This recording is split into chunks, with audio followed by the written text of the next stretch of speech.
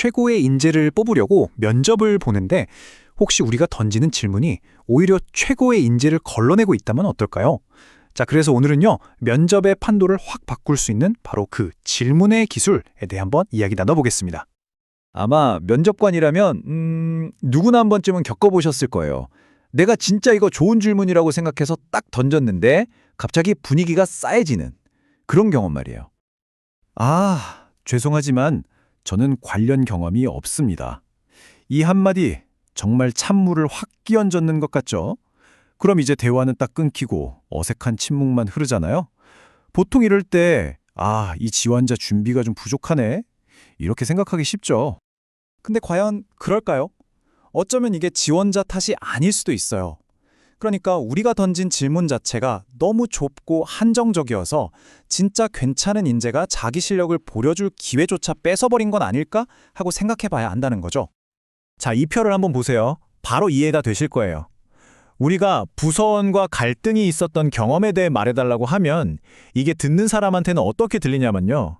특히 사회초년생한테는 나 직장 다녀본 적 없는데 하면서 그냥 말문이 막혀버리는 거죠. 질문 하나가 그냥 거대한 벽처럼 느껴지는 거예요. 자, 그럼 해결책이 뭘까요? 생각보다 정말 간단하면서도 효과는 엄청납니다. 핵심은 바로 질문의 판을 넓히는 거예요. 어떤 특정한 업무 경험에 대해서만 묻는 게 아니라 누구라도 살면서 한 번쯤은 겪어봤을 그런 보편적인 경험에 대해 묻는 거죠. 네, 바로 그거예요. 우리가 면접에서 하려는 게 이력서에 적힌 직책 이름이 진짜인지 아닌지 확인하는 게 아니잖아요.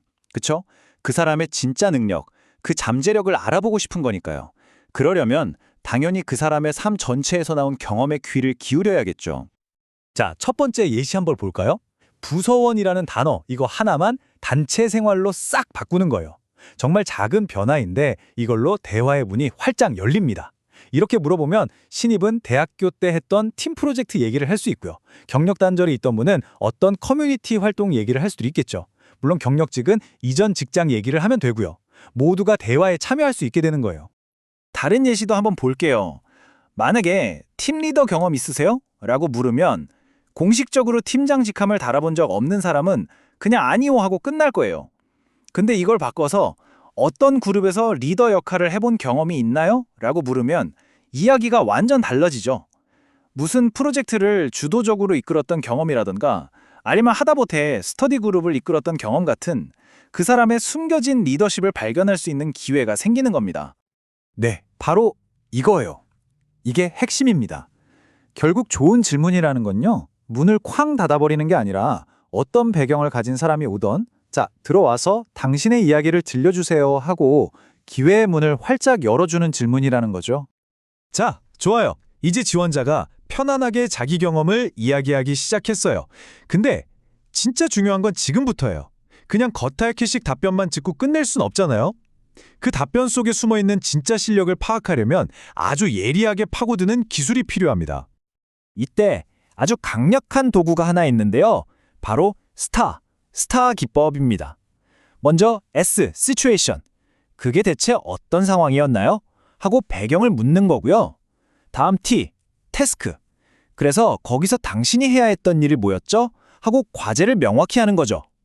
그리고 A, action. 그래서 구체적으로 뭘 어떻게 하셨는데요? 하고 실제 행동을 물어보는 겁니다. 마지막으로 R, result. 그래서 결과가 어떻게 됐나요? 하고 성과를 확인하는 거예요. 이 네 가지 질문을 순서대로 따라가다 보면요. 지원자의 답변이 아주 탄탄하게 구조화되고 우리는 그 사람의 진짜 문제 해결 능력을 아주 명확하게 볼 수 있게 됩니다. 근데 여기서 아마 이런 걱정이 드실 수도 있어요.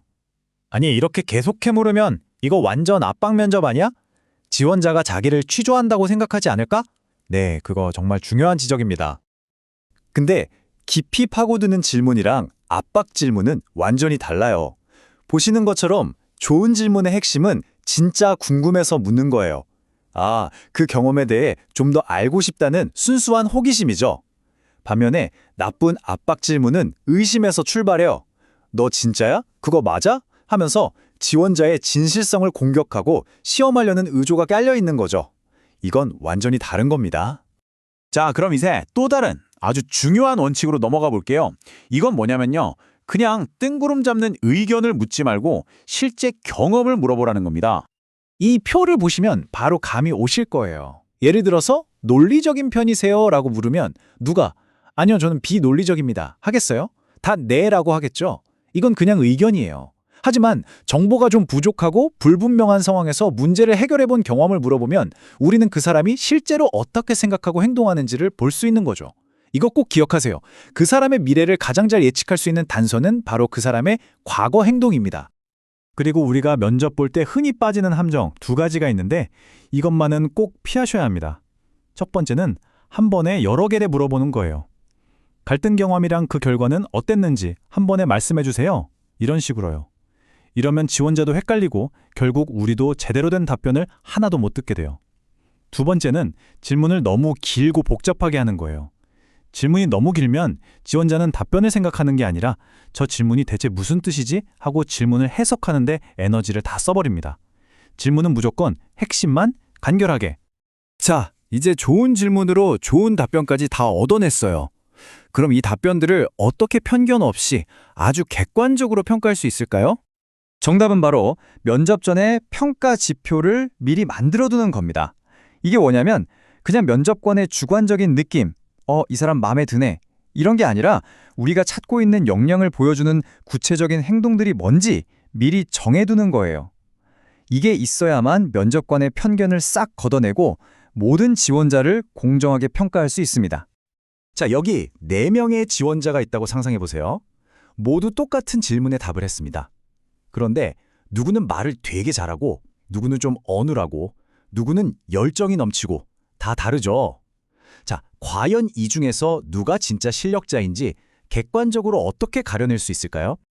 결과를 한번 볼까요? 1등은 바로 가장 논리적인 구조에 맞춰서 차분하게 답변한 지원자 1입니다. 반면에 4등은 말은 정말 열정적으로 했지만 답변의 논리적인 구조가 좀 부족했던 지원자 4였어요.